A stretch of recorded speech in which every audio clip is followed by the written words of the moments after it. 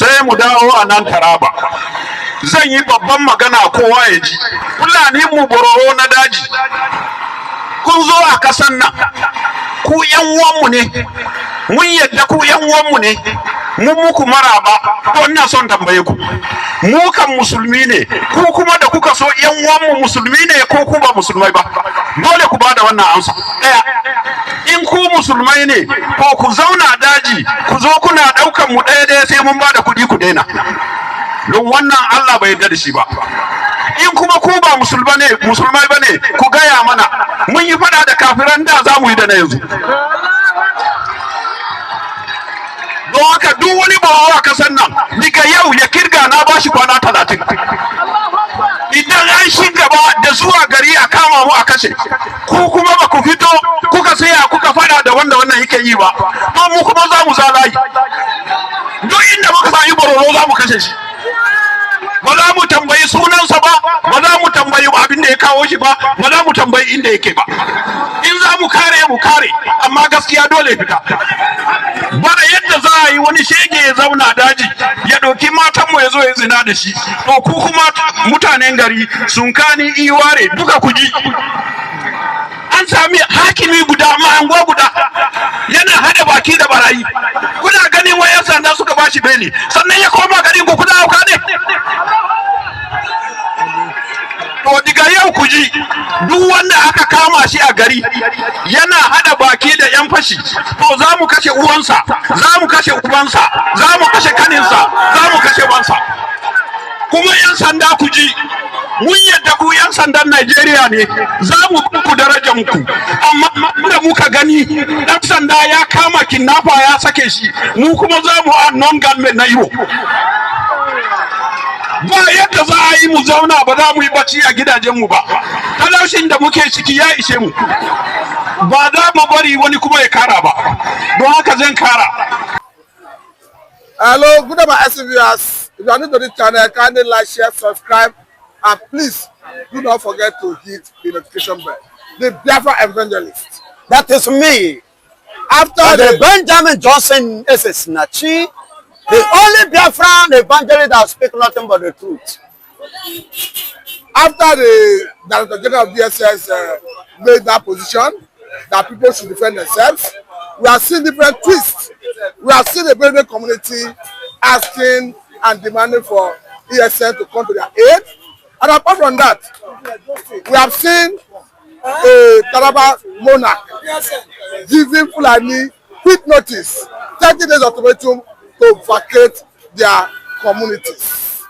And we are seeing the governor of Plateau State talking about genocidal Fulani invasion in Boko and Vasa local government areas of the state.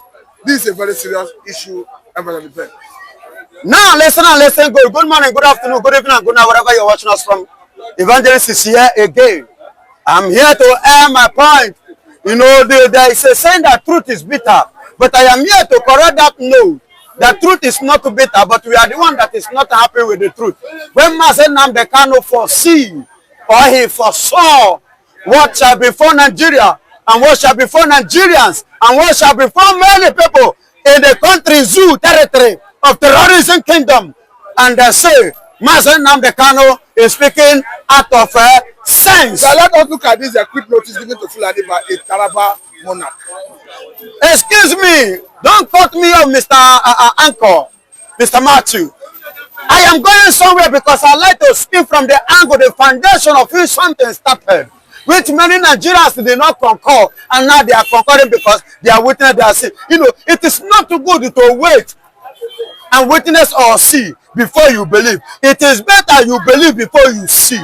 And let me tell you, don't allow somebody use what happened to somebody to learn. Don't wait for something to happen to you before you learn. Now, the monarch in Taraba State has given an ultimatum of the 30 good days. He gave it to the Fulanis that they should do what? Find their way out of Taraba State, or else he said, I quote unquote, he said that he's going to match them one-on-one. If they refuse to do what? To pack their bags and their baggages and disappear and vamoose. What I mean, vamoose. If they refuse to vamoose, he will match them one on one. That is what he said. You look at it, the statement that came from the Director General of DSS is already yielding fruit, talking about people should defend themselves. Of course. And not even if you say the statement come from the DG, that means you are downgrading the prophets of God and the greater prophet of our time, which is Masen Namdekanu, because he was the only person and the first person that saw this thing and he said it. And that was what made Nigeria to rise against him, of which up to today is in DSS custody. Are you hearing me? So let me tell you, as I speak to you now, joy is there that the rejected stone has become the chief cornerstone. The ESN, Eastern Security Network, the people not recognized by Nigerian government, not recognized by the Nigerian uniform men, are being recognized by the Nigerian people. Now let me bring this angle, because even in the past, we have seen an Akaredodu who challenged federal government under Muhammadu Buhari that if civilian JTF could be allowed to bear arms, why can you not allow amateur to bear arms? Talking about security arrangement, private security arrangement as a panacea for this problem. Yes, because there are co-herds and the herdsmen I know doesn't handle gun because you can't use gun to control cows. You use stick to control cow. How come you begin to handle gun? Are you going to shoot cow and the cow will keep living and moving? It's not possible. Of course, it's not possible.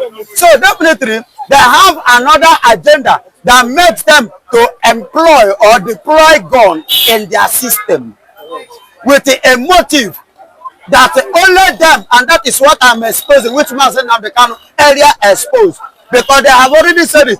Is it not Sanusi? Is it Sanusi or whatsoever? One of the northern prominent personnel said, with if not for Igbos, that they would have conquered this country. Now let me bring this angle. And there is something I want to say, my brother. This ECN of a thing are the people. Do you know why people are calling for ECN in Nigeria? Every like a Benue now, they are clapping and crying and calling on ECN. Do you know why? I will give you reason. Military-wise, they have been failed. Police-wise, they are failed. Every other security network has failed them. It's not working for them. Rather, it's worsening for them. And the only hope, which I believe is their last hope now, they don't have choice again, is to bring the men that they have tested and they are the people to be trusted now. And those men are the ESN. These are the people that have what it takes, the ability, the capability, the strength, and let me tell you, both to the spiritual and the physical angle of it. These are the people that have matched the Fulanis one-on-one. And they do not just match Fulanis, but they conquer Fulanis. And these are the only people that Fulani is only afraid of. Fulani is not afraid of a Nigerian police. They are not afraid of Nigerian military. They are not afraid of Nigerian State Security Service, SSS. They are not afraid of the DSS. They are not afraid of anything called Nigerian uniform. But the only people that they are afraid of is ESN. And that is why they said, please send out the ESN so that there will be safety. Because if you go to East now, the only state and place that is well secured now, that have their peace, that the people need, and the property and life have been protected, is only in Abia States. Unless Oti invited ESN, hand them over everything, and as I speak to you, that is the only peaceful place. Fulani no fit go there and buy anybody. Now I want to bring this angle because Mufwang, the governor of Plateau State, raised alarm, talking about genocidal Fulani invasion in Boko and Bassa local government areas of the state. Could that be part of the reason we are seeing people rising to give Fulani quick notice? Yes, now. That is the reason. Because everybody don't tire. Nigeria don't tire for these people. Yoruba go say, Mele Oniwon. One kahade. One kahade. Say there plenty pass us. If every Nigerian should rise, how many be Fulani? All those ones that are buying people, how many are they? Imagine the people, funny enough, the Hausas that even welcome them with their two hands, they embrace them. They don't pay Hausa finish. They don't even respect those ones. They don't have regard to those ones' life. So listen, that is why you see everyone, both in Taraba, both in Benue, let me tell you, as I speak to you, even the Taraba now is looking for a way to invite his ESN so that there will be safety in their life. That is why he says, under 30 days, you people should evacuate or I will match you one-on-one. How can he match the one-on-one without the help of the ESN? These are the only people, the security department, the only security personnel that have what it takes to do what? To curb Fulani's excess in this country. Okay, Tested and trusted. Now the outsiders themselves are already crying. But I've seen a viral video where a Fulani man have claimed that the ones that are not Fulani, that Fulani only use stick to control the cow. That if you see anybody that killed the name of Fulani, that person should be called a terrorist, a bandit, not a Fulani. That means that is a Fulani saying this. We have two types. That means we have two types of Fulani. We have Fulani that are herdsmen to nature and to the core. And we have Fulani jihadists that is in their nature and in their calling is to buy people. And that buying and in their blood is to Islamize this country. And these are the people that Sanusi group of company, Atiku group of company, and the Arufai group of company, Muhammadu Buhari group of company. These are the people that they are using. And these are the people carrying AK-47. Because I don't know the original herdsmen. They don't carry AK-47. They only hold stick.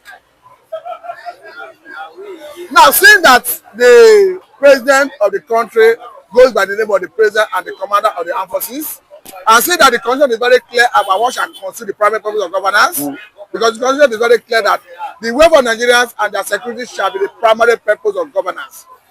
Are you satisfied the way a Tinubu have handled the affairs of Nigeria in terms of security? No, I'm not satisfied. Tinubu has failed 100% woefully. Because under his regime, this kind of thing is happening. And he's just talking. But if they, when they kill the Fulani, 16 of them, he deploys soldier. But Fulani have been killing, he didn't arrest any of them. Even in the northern side of the Nigeria, of the country. Now, let me tell you, I want you to mention a place that is safety in Nigeria. Mention both in Yoruba, even in Hausa in the north, both in the middle belt, in the east. Lagos, here where you are. Relatively safe. It's safe. Here you are. Here that I am. Yes. Do you know why I am safe? Because here we constitute of many different this thing here. Do you understand? And secondly, let me tell you, if you are talking of safety, it's not only safety of one person. Oluwale here is not far in this very place. There are no 5 person. Fulani no 5 person there. Ajayi Road, Okera Ajayi Road, Oseni bus stop. There are no 5 person there. Within a space of 1 month. I don't want to talk about what is happening in Fagba. I don't want to talk about what is happening in Ketu. Should I mention or what is happening what is it called? That about the expressway. Where? And you are telling me that here is safe. In which way? Here is secure. In which way? Nigerian police have failed me and you. Take it or you leave it. Nigerian military has failed us. Take it or you leave it. Because they are partnering with the Fulanis. These people that are carrying this evil. They are partnering with them. They will come and tell you, Boko Haram, the one that Omoteku arrest. They say arrest them and they hand them over and give them to us. Then when you arrest them and give them, they will free them. And after freedom, they will include them to Nigerian military. After including them to Nigerian military, what happened again? What we must understand is the Fulanis are intentional in their conquests. They can never be mistaken for it. And I'll give you a proof. The Fulanis are intentionally with Islam, jihadism, conquest, conquering people, taking people's land. They are not shying from it. El-Rufai Bashir El-Rufai, the son of Nasir El-Rufai, who we can as well say he is Malam El-Rufai spokesperson, came out and said that any man that dares challenge a Fulani man will be unalived. He said this and he mentioned a specific region in this country. He said Southern Kaduna will be wiped out because they continue to kill, to unalive Fulani elders. And he was not called for questioning. I have told you that these people are intentional. And they became intentional the very first day Usman Dan Fodio stepped his foot into Nigeria. In 1804, he told them, he gave them a marching order. He said, listen, Nigeria is your estate. So therefore, you must take power.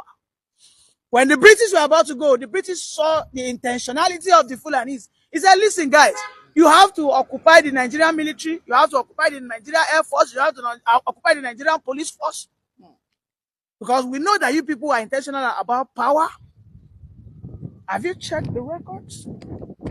Before you count one Yoruba man, you don't count 10 Fulani man. Before you count one Igbo man, you don't count 30 Fulani man. So, when 30 elders who are uneducated on a large scale, but wielding an AK-47, tell me what your pen wants to do. They go don't buy you finish before you go talk, say you be educated man. The Nigeria contraption has been tailored, fashioned, okay, to benefit these people. And that is why a man has just been sentenced to death. You know his offense? A Fulani man with a cattle invaded his farm. He saw the man, he said, "Hey, what did you do for that? You didn't chop my corn." He started fighting the guy. Then the Fulani man brought out a cutlass. As he wanted to cut the guy's head, the guy dodged it, collected the cutlass in self-defense, unalived the Fulani man. All of this was well taped and recorded. The Nigerian judiciary system said that that guy should not have defended himself. That if at all, he should have run away, allowed those cattle to eat the corn.